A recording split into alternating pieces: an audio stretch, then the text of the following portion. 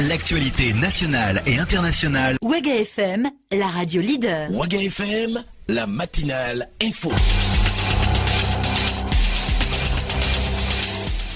Bon début de semaine à vous, fidèles auditeurs de Waga FM. Mesdames, Messieurs, vous nous recevez depuis les 4 coins du Burkina Faso. Bonjour à tous et bienvenue à cette édition du journal de 7 heures. Nous sommes lundi 3 octobre 2016. Voici pour vous les titres de cette édition.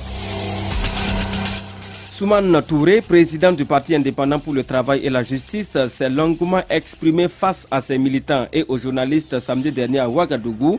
C'était à l'occasion du premier congrès de son parti. Vous l'entendrez dans ce journal.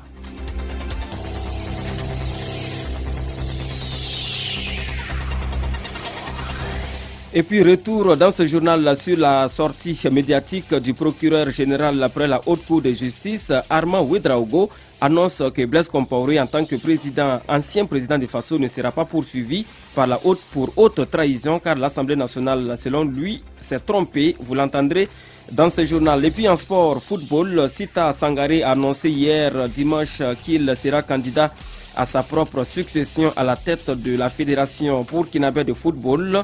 Les motivations du président candidat dans ce journal. Le processus électoral en cours en vue du renouvellement des instances dirigeantes de la Chambre de commerce et d'industrie de Burkina n'est pas du goût de certains opérateurs économiques du Burkina Faso. Sans de cela, Safiatou Lopez, elle demande au comité d'organisation de revoir sa copie. Elle est d'ailleurs l'invitée de ce journal. Vous l'entendrez en fin d'édition. Mesdames, Messieurs, merci pour votre fidélité au programme de Waga FM. Bienvenue au journal. Les infos sur Waga FM, présentation Paul-Miki Rwamba. Le procureur général après la Haute Cour de justice était face à la presse en fin de semaine dernière ici à Ouagadougou pour se prononcer sur les dossiers de justice au Burkina Faso. Il s'agit notamment des dossiers du putsch manqué de septembre 2015 et de l'insurrection populaire des 30 et 31 octobre 2014. Le point de cette conférence de presse avec Franck Aristide à Jefa. Le procureur général près la Haute Cour de justice, une fois les auditions terminées, d'ici à la fin de ce mois d'octobre, des citations à comparaître à une audience seront entamées. Armand Ouedraogo. Ceux qui ont comparu, et ça concerne ceux qui également n'ont pas comparu. Ceux qui ne se présenteront pas, ils seront inculpés et poursuivis, tout comme ceux qui sont présentés. Nous allons utiliser la démarche suivante. Nous n'allons pas faire de mandat d'arrêt contre ceux qui ne vont pas se présenter. Parce que si vous faites un mandat d'arrêt, c'est-à-dire que vous ne pouvez pas savoir quand est-ce que ce serait exécuté, parce que les mandats d'arrêt, c'est des problèmes de souveraineté. Les États sont libres de respecter, de répondre ou de ne pas le faire. En faisant des mandats d'arrêt, nous ne sommes pas même sûrs que nous aurons tout le monde à nos côtés. Alors que le mandat d'arrêt, l'extradition, ça répond à deux options. Quand on demande l'extradition de quelqu'un, soit d'abord c'est pour que la personne puisse être jugée par rapport au fait qui lui sont reprochés. Soit on demande l'extradition après avoir condamné pour que maintenant l'intéressé vienne exécuter la peine pour laquelle elle a été condamnée. Donc nous nous situons dans cette seconde hypothèse. Armand Ouedraogo, le procureur général près la Haute Cour de justice, déclare aussi que pour aller vite dans le traitement et le jugement de ces dossiers, des éléments constitutifs sont déjà en leur possession, même si d'autres anciens hauts dignitaires sont absents du pays. Ce sont les membres du gouvernement. Le chef du gouvernement, c'est Thiao, il est là, il est parmi nous, donc il pourra bien répondre. 28 des ex-ministres seront présents. Avec 28, ce n'est pas les 5 absents qui peuvent empêcher de connaître comment est-ce que les choses se sont passées. Une fois le jugement rendu, s'ils sont déclarés coupables, c'est en ce moment maintenant qu'on va parler de mandat d'arrêt. Après le jugement, la loi dit que la délai de prescription d'une peine en matière criminelle, c'est 20 ans. Si quelqu'un veut se soustraire à l'exécution de la peine qui sera prononcée, il faudrait que la personne passe 20 ans à l'étranger. Il faut 20 ans d'exil. Là, en ce moment, on considère que la peine est effacée. Maintenant, la question certainement que tout le monde doit se poser, à quand le jugement? Et nous pensons que dans un délai de 3 mois, l'affaire devrait être jugée. Octobre, novembre, décembre, nous pensons que dans ce délai-là, on devait pouvoir faire juger cette affaire. Le procureur général près la Haute Cour de justice ajoute aussi que l'ancien président du Faso, Blaise Compaoré, ne sera pas poursuivi dans ce dossier en tant que chef de l'État pour insuffisance de tests. Armand Ouedraogo. Blaise Compaoré a été mis en accusation pour haute trahison et attentat à la Constitution. Mais si vous prenez la haute trahison, l'attentat à la Constitution, ce ne sont pas des infractions dans le droit positif. C'est un problème d'achèvement des lois parce que la Constitution, c'est la loi, mais la Constitution ne donne pas les détails. Après ça, il y a la loi, il y a les décrets d'application. Si vous ne suivez pas tout ce processus-là, ça dit que vous faites des lois à moitié. Et c'est exactement le cas de ces deux infractions. Voici un dossier qui ne peut pas être exécuté, on ne peut pas appliquer parce qu'il n'y a pas de loi. Tout ce dossier contre Blaise, qui au regret de l'annoncer, c'est un dossier qui n'a pas été suffisamment suffisamment mûri avant de faire prendre la mise en accusation. Donc nous allons devoir retourner ce dossier à l'Assemblée. C'est l'Assemblée qui met en accusation. Si l'Assemblée vous met en accusation, nous on fait la lumière. Comme cette fois-ci, l'Assemblée s'est trompée en visant des faits qui ne sont pas des infractions. Rappelons que lors de cette conférence de presse, Armand Ouedraogo, le procureur général près la Haute Cour de justice, avait à ses côtés le président de cette institution, le député Mathieu Ouedraogo. Merci Franck Aristide. GEFA, vous l'avez noté, mesdames, messieurs, le dossier Blaise Compaoré pourrait être donc renvoyé au niveau de l'Assemblée nationale pour être relancé. C'est l'essentiel de cette conférence de presse animée vendredi dernier par le procureur général près la Haute Cour de justice du Burkina Faso. Le Parti pour l'indépendance, le travail et la justice, PITJ, a tenu ce samedi un congrès ordinaire ici à Ouagadougou. La rencontre a été dirigée par Soumane Touré, président du parti. Et à cette occasion, M. Touré est revenu sur ce qu'il appelle les manquements constatés sous la transition. Je vous propose de l'écouter tout de suite. Avant de montrer tout de suite dans notre intervention que l'insurrection a été un colossal avortement et qu'elle a fait subir un recul grave et sévère à notre processus démocratique. Parce que ce qui s'est passé depuis la démission de Blaise Compaoré jusqu'à l'usurpation du pouvoir par le MPP, c'est parce qu'eux sont arrivés parce qu'ils appelaient ça une avancée démocratique. Vous-même vous voyez là, vous êtes dans ce pays-là, vous voyez ça avance. Tous les jours vous n'entendez pas les cris des citoyens sur vos radios et tout le reste. Non, il faut se dire la vérité quoi. Et nous vous avons dit de notre expérience là, l'expérience de notre peuple. C'est pas la première fois qu'il y a eu insurrection et il faut pas nous pomper l'air. Il y a eu insurrection 3 fois. Il y a eu opposition à un coup d'État. Comme on vous l'a dit, personne n'a été blessé, personne n'a été tué. Il n'y a pas eu de biens publics et privés détruits. Et le pays n'a pas craint pour sa stabilité et la paix. Et on a reconstruit des régimes démocratiques très solides qui ont fait l'admiration du monde. C'était la première fois dans le monde qu'on voyait en Afrique un président en poste depuis 12 ans être mis en ballottage par un inconnu qui arrivait pour la première fois sur la scène politique quand les élections étaient transparentes et équitables. Alors il ne faut pas nous faire prendre des vessies pour des lanternes. C'est vous pour la jeune génération que nous parlons de tout ça, que nous vous rappelons tout ça, afin que jamais plus ça. Il y a eu combien de morts depuis l'insurrection jusqu'à aujourd'hui? Ça ne vous fait pas réfléchir? Qu'est-ce qui est démocratique dans ce cas? Soumane Touré, président du PITJ. Et puis, on n'en finit pas avec les associations de la société civile qui de plus en plus donnent de la voix pour demander la démission du gouvernement Paul Kabatieba. Après le M21 et le CAR, ce fut au tour du réseau d'associations et mouvements de jeunes pour un développement durable de demander la démission du gouvernement Paul Kabatieba. Les réseaux citent notamment des ministres qui, selon lui, sont incompétents. L'annonce a été faite samedi dernier à l'occasion d'une conférence de presse animée ici à Ouagadougou et Arsène Kontitamde y était.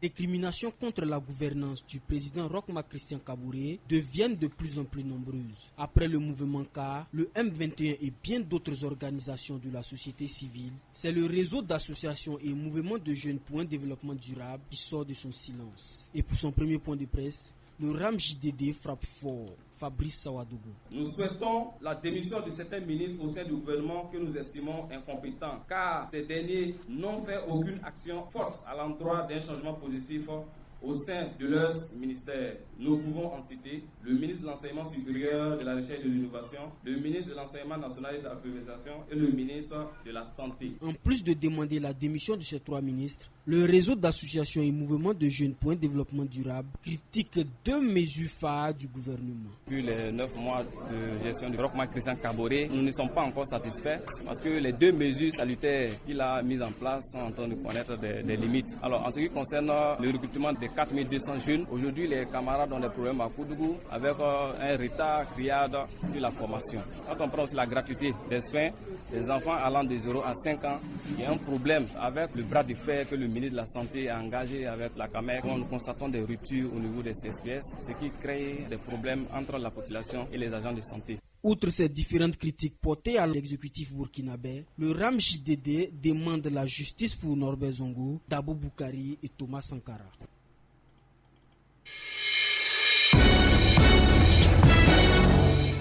La suite de ce journal à 7h09 à Ouagadougou, le ministère du Commerce, de l'Industrie et de l'Artisanat organise du 10 au 12 octobre 2016 ici à Ouagadougou un forum sur les emballages. Et en prélude à cette activité, le ministère a organisé une conférence de presse vendredi dernier ici à Ouagadougou. Précision avec Salamatou Badini.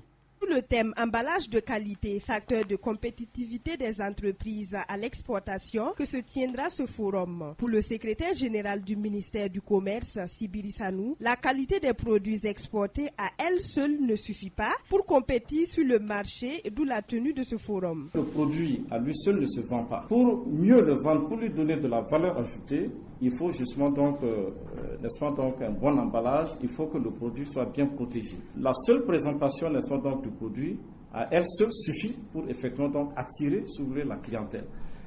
Et mieux, j'allais dire que c'est l'emballage aussi contribue efficacement, donc de manière significative en tout cas, à améliorer donc la compétitivité donc de nos entreprises. Ce forum sera un cadre d'échange et de partage d'expériences entre producteurs d'emballage et utilisateurs à travers plusieurs activités. Plusieurs activités sont au programme.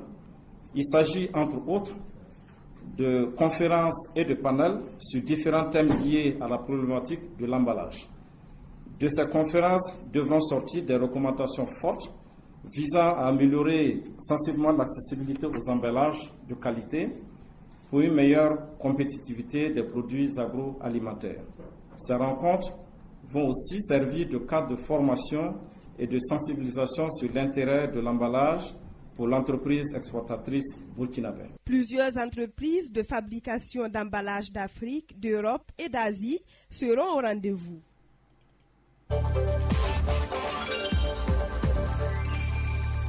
Et puis le réseau d'initiatives de journalistes en abrégé RIJ a organisé un panel en cette fin de semaine au Centre national de presse Norbert Zongo. Un panel qui a réuni journalistes et acteurs du milieu universitaire sous le thème enseignement supérieur, effectif pléthorique, manque d'enseignants, insuffisance d'infrastructures, quelles solutions palliatives. Salmatou Badini a pris part aux travaux de ce panel et voici pour vous son compte rendu. Zidium, 3 panélistes. Chacun a eu droit à une quinzaine de minutes pour livrer sa communication en rapport avec le thème. Pour Yves Ramdé, représentant de l'ANEB, la crise universitaire est due à plusieurs raisons. Nous assistons à un manque criard d'enseignants avec une pyramide d'âge renversée. La seconde cause que nous pouvons évoquer, c'est l'application du système LMD qui plonge nos universités dans le gouffre, avec comme conséquence des promotions qui s'entremêlent, l'allongement de la durée de la formation, des blanchiments techniques à répétition comme nous l'avons souligné. À l'étape actuelle, à l'université de Ouagadougou, cohabitent 3 promotions ou 3 années académiques. Selon le professeur Boubiegel, représentant du syndicat national autonome des enseignants-chercheurs SINADEC, les responsabilités sont partagées et certains textes fondamentaux doivent être respectés. Nous insistons également sur la gouvernance par les textes. Des textes bien clairs pour toutes les composantes de la communauté universitaire. Il y a 4 types de gouvernance qu'on peut identifier. Académique, administrative, financière et scientifique. Et à chaque niveau, il y a des dysfonctionnements. Comme solution, le représentant du ministère de l'Enseignement supérieur, Nicolas Barrault, propose. Il faut que nous développons bien sûr des programmes adaptés à l'évolution du monde actuel. Et nous ne pouvons plus rester dans ce système traditionnel, dans ce carcan traditionnel, qui ne répond plus, bien sûr, à l'exigence de l'éducation ou à l'exigence de l'enseignement au niveau du supérieur. Et en ce qui concerne le présent cas au niveau de nos universités, nous avons 3 universités dont les capacités d'accueil sont réduites. Il va falloir que nous érigeons ces universités en des universités autonomes. Et bien sûr que la question des allocations... Les échanges ont pris 2 heures de temps et le prochain rendez-vous a été donné pour ce 28 octobre. Merci Salmatou Abadini. Et puis mesdames, messieurs, je vous l'annonçais en titre de cette édition, le colonel Sita Sangaré a tenu un point de presse hier dimanche 2 octobre 2016 à Ouagadougou. À cette occasion, il s'est officiellement porté candidat pour un second mandat à la tête de la Fédération burkinabé de football. Le point avec vous, Arsène Konditamde. Selon Sita Sangaré, son ambition pour le sport roi est grande et c'est pourquoi il a décidé de se porter candidat à sa propre succession. Son programme est articulé autour d'un thème principal qui est promouvoir la relève et consolider les acquis. Sita Sangaré. Promouvoir la relève, c'est disposer de programmes de formation clairs pour les petites catégories. Promouvoir la relève, c'est avoir des infrastructures, des encadreurs et techniciens pour permettre la pratique du sport par les petites catégories. Promouvoir la relève, c'est enfin opter pour un football plus professionnel. Chers amis du ballon rond, je vous l'ai dit aujourd'hui, notre bulldozer footballistique est en marche. L'espoir est là. Pour certains de ces challengers, au poste de président de la Fédération burkinabé de football, Sita Sangaré, du fait de son poste à la tête de la justice militaire, serait incompétent pour gérer la Fédération burkinabé de football. À cette critique, le colonel répond. Au niveau du sport, simplement au Burkina Faso, il y a ce qu'on appelle la politique nationale de développement du sport, qui dit très clairement que les activités sportives se déroulent dans le strict esprit de bénévolat. Donc, lorsqu'on part là-bas, c'est parce qu'on estime qu'on a du temps à consacrer. Et jusqu'à présent, je regarde au Burkina comme ailleurs, je n'ai pas encore vu un chômeur accéder au poste de président de la fédération. À cette conférence de presse du colonel Sita Sangaré étaient présents plusieurs présidents de ligue et de nombreux dirigeants de clubs. Merci Arsène Kontitamde.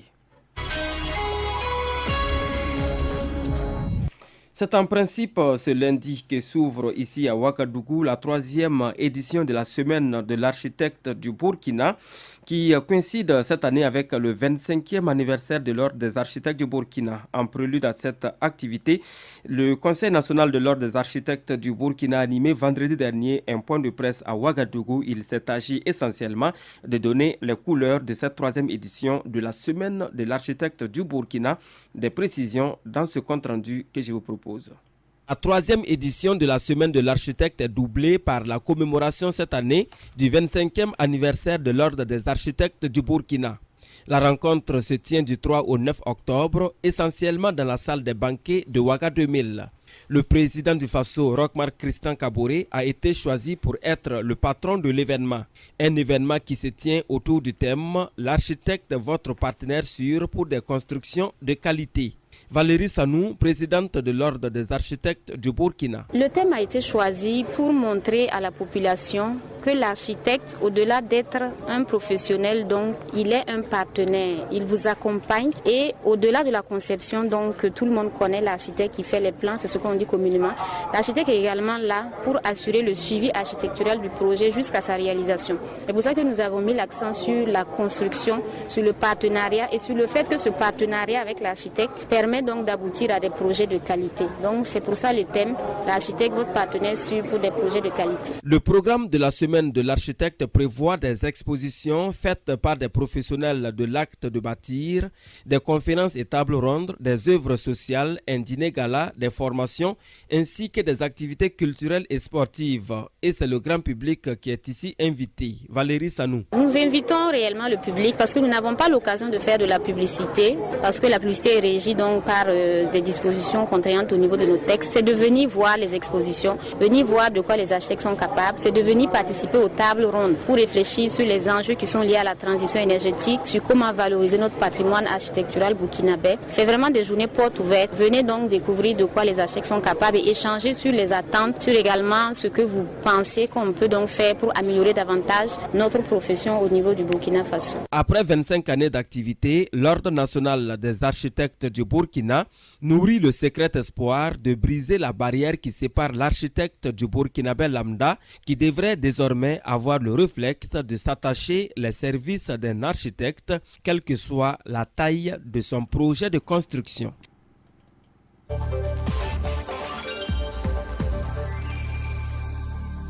Un mot de culture dans cette édition du journal de 7h sur Ouaga FM. Le NCOMIB, ou nouveau comité Miss Burkina, a annoncé la tenue de l'élection Miss Burkina 2017 pour le mois de juillet prochain. C'était au cours d'une conférence de presse à laquelle ont pris part le président d'honneur Moustapha Labli Tchombiano, le coordinateur Joachim Baki et bien d'autres personnalités, dont le président du comité Miss Burkina, du comité Miss Côte d'Ivoire, pardon. La conférence a eu lieu samedi dernier, 1er octobre 2016, ici à Ouagadougou, et Gérard Sanou y était.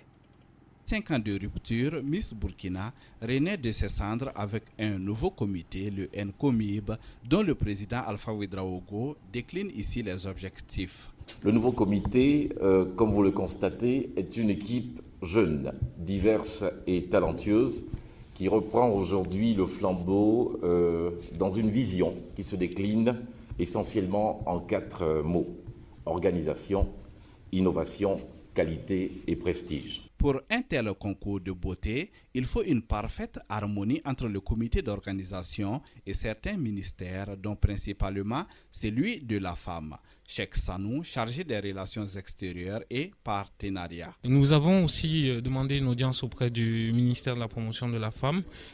Nous attendons réponse et nous allons justement aller voir ce ministère, car vous voyez notre thème femmes, environnement, développement, il n'est pas question que nous puissions aller de l'avant sans les autorités burkinabées. Ce qu'il faut aussi savoir, c'est qu'entre le nouveau comité, le NCOMIB, et l'ancien, il y a un accord. Écoutons toujours le président Alpha Ouedraogo. Le nouveau comité Miss Burkina a vu le jour grâce à un passage de témoins occasionné par la rencontre et l'accord passé entre M. Tiombiano et l'un des pionniers de la communication moderne au Burkina Faso, épris de passion pour la culture de notre pays, Joachim Baki, PDG du groupe Édifice. Miss Burkina nouvelle version, c'est des sélections régionales, une pré-finale et une finale, à l'issue de laquelle la plus belle femme du Burkina s'en tirera avec une belle cagnotte de 5 millions de francs CFA.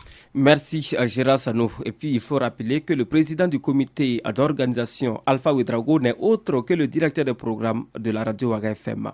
Mesdames, Messieurs, nous passons à présent à l'invité de ce journal. Waga FM, l'invité du journal. Je vous l'annonçais en titre, notre invitée du jour est Mme Safiatou Lopez Zongo. Elle n'est pas d'accord avec le processus en cours en vue des élections consulaires au niveau de la Chambre de commerce et du Burkina Faso. Eh bien, ces arguments sont dans cet entretien que je vous propose. Madame Safiatou Lopez, quelle est votre appréciation générale sur le processus d'ensemble pour la mise en place des organes de la Chambre de commerce au Burkina? Bon, il faut dire qu'il y a beaucoup de choses à redire. Nous avons essayé à notre façon de faire comprendre à ceux qui sont en charge de l'organisation des élections qu'il y a beaucoup de choses qu'il faut revoir, notamment le taux qui a été accordé au centre. Parce que quand nous parlons du centre, nous parlons de toutes les entreprises, même étrangères qui sont au centre. Nous ne parlons pas de ceux qui sont nés au centre ou pas. Non, ce n'est pas une question de régionalisme, c'est une question de taux d'entreprise représentés au centre. Parce que le Burkina Faso compte 58 000 entreprises, environ à peu près moins de 60 000 entreprises.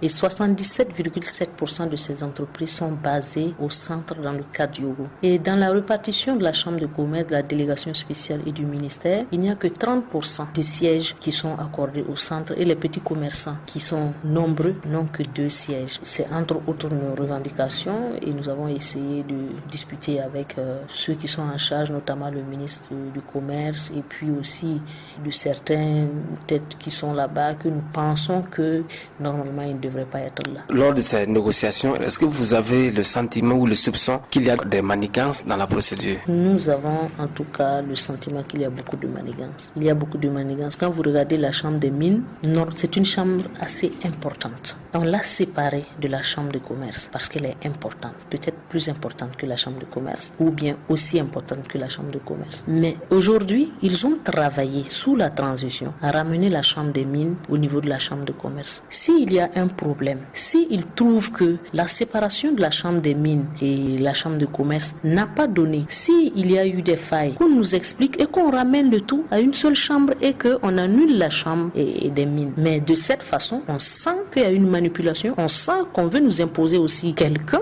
parce que nous aussi on voit ce qui se passe. Parce que les gens voient les candidats, vous êtes en train de voir nos têtes, mais c'est pas évident que nous sommes les seuls candidats. Si la Chambre des mines est venue, attendez-vous à voir quelqu'un des mines et comme candidat à la présidence de la Chambre de commerce. Ils ne parlent pas, mais les manigances sont énormes. Quand vous regardez ce qu'ils nous avaient proposé, c'est taillé sur mesure et donc ça se voit déjà. Vous avez fait cas de façon très claire de votre intention de briguer la présidente de la Chambre de commerce du Burkina. Est-ce que à l'heure actuelle, vous connaissez vos challengers éventuels? Il faut dire que depuis la transition, on nous avait déjà promis, puisque quand on a mis la délégation spéciale en place, il y a eu beaucoup de problèmes. Il y a eu une pétition qui avait été faite et où les gens demandaient de relever ces personnes parce que c'est la même équipe, c'est l'équipe de l'ancienne chambre consulaire ou du moins de l'ancien régime. Et le premier ministre à l'époque, Yacouba Isaac Zida, nous avait rassuré, nous avait demandé de bien vouloir accepter parce que tout simplement ils n'avaient que 5 mois pour organiser les élections et ils n'allaient pas s'ingérer dans l'organisation des élections. Nous avons accepté, en tout cas personnellement j'avais dit on me dit donc que 5 mois et que le Premier ministre nous avait promis qu'ils n'allaient pas s'ingérer dans l'organisation. Nous avons dit qu'il n'y avait pas de problème, mais à notre grande surprise, c'est vrai que la transition a connu beaucoup de problèmes. Donc personnellement j'étais beaucoup concentrée sur ce qui se passait dans le pays, notamment l'intérêt général, et je n'ai pas fait attention à cela. Mais il n'y a jamais eu de communication par rapport au report. Mais c'est après le départ de la transition que nous avons vu qu'il y a tout un document relié sur les décrets portant prorogation des élections consulaires. Donc, disons que et quand ils sont partis, à notre grande surprise, c'est la même équipe qui est là, qui va se mettre en tout cas à organiser les élections. Quand on sait que depuis le vieux Kanazu paix à son âme et à Alizette Gando, à la transition, à ce régime, ce nouveau régime, c'est les mêmes personnes qui sont là et qui veulent organiser les élections, je pense qu'il faut se poser des questions. C'est pas une question de personne, mais ils savent très bien que nous avons raison. Ils le comprennent, ils le savent très bien, mais ils ne peuvent ne pas le comprendre, mais ils savent très bien que ce que nous disons est une réalité. Alors vous et beaucoup d'autres opérateurs économiques avaient donc menacé de boycotter les élections si le processus ne changeait pas. Est-ce que vous êtes toujours dans cette dynamique? Est-ce qu'on peut aller aux élections dans ces conditions? Je pense que ça serait même pas raisonnable de chercher à aller aux élections dans ces conditions-là. Parce que ça, c'est provoqué quand même. Et la population, c'est assez compliqué, je pense. Alors donc, vous suggérez un report des élections puisque le processus est déjà en cours? Ils s'entêtent à dire que le processus est en cours. Nous, on est là, on les regarde, on verra jusqu'où ils vont aller, mais c'est tout. Mais reporter les élections, nous n'avons rien demandé. Tout ce que nous avons demandé ne touche en rien, ça n'entache en rien au processus électoral. Et nous avons juste demandé, ce que nous avons demandé, je pense que ça ne devrait pas déranger le calendrier des élections. Si vraiment ils ont la bonne foi et la bonne volonté, il n'y a pas de problème. Mais au Burkina Faso, si tu vends le mensonge, ça ne suffit pas. Mais si tu vends la vérité, tu n'auras pas quelqu'un pour acheter. Est-ce que malgré tout, vous maintenez votre candidature? Non, je maintiens ma candidature parce qu'il y a des personnes qui me font confiance, il y a des personnes qui me soutiennent, qui croient en moi et je pense que pour ces personnes-là, je n'ai même pas droit à l'erreur. Donc, je ne peux pas dire aujourd'hui que je ne suis pas candidate. Jusqu'à preuve du contraire, je suis toujours candidate. Je serai candidate si je passe comme membre consulaire. Parce que d'autres personnes sont en train de dire qu'ils mettront tout en œuvre pour que je ne sois même pas membre consulaire, sans parler d'être candidate aux élections et à la présidence. Bon, nous attendons, comme c'est Dieu qui est le plus fort, Dieu dira son dernier mot. Madame Safiatou Lopez, je vous remercie. Merci beaucoup. C'était Safiatou Lopez, invitée de cette édition du journal. Elle n'est pas d'accord avec le processus en cours en vue des élections consulaires à la Chambre du commerce et d'industrie du Burkina Faso. Mesdames, Messieurs, nous sommes lundi, on passe à présent à la chronique de la rédaction et c'est Serge Ekra de la Force que nous retrouvons. Encore, je ne passerai pas par 4 chemins. Entre l'argent et les pièces, qu'est-ce qui est important? Question. On n'a pas dit que quand tu as l'argent, tu peux tout, mais avec tes pièces, tu peux rentrer partout, circuler partout, sans inquiétude. En tout cas, sans souci. Voilà que la série des demandes de dissolution reprend. J'ai dit, est-ce que tout le monde peut être ministre dans un pays? Non, mais c'est pas possible. Ou bien, parfois même, je pense que c'est mieux de laisser les gens faire leur travail et puis à la fin, on va leur demander de faire le bilan. Ou bien, c'est plus simple comme ça. Ja, Alpha Ouaga. Pas, ça a chauffé. Non, mais Moro là, il a parole dans sa bouche. C'est lui qui a raison. Entre nous, quelqu'un ne peut pas fumer un joint et puis penser qu'il peut diriger un pays. Non, ce n'est pas possible. Et puis vieux là, il est encore en forme, des heures de spectacle à 63 ans. Ouais, c'est propre. Mais là où ça a coincé là, c'est quand il a refusé de chanter les 2 morceaux terribles que vous et moi connaissons très bien là. Visage des gens a commencé à changer de forme. Non mais écoutez, si nous-mêmes on dit allons seulement, ça veut aussi dire que c'est devant on s'en va. Ou bien, Angamewa. Voilà, c'était Serge Ekra de la Force. Mesdames, Messieurs, c'est tout pour cette édition du journal. Merci à vous qui nous avez suivis. Dans quelques secondes, la une des quotidiens avec Yolande Zumbara.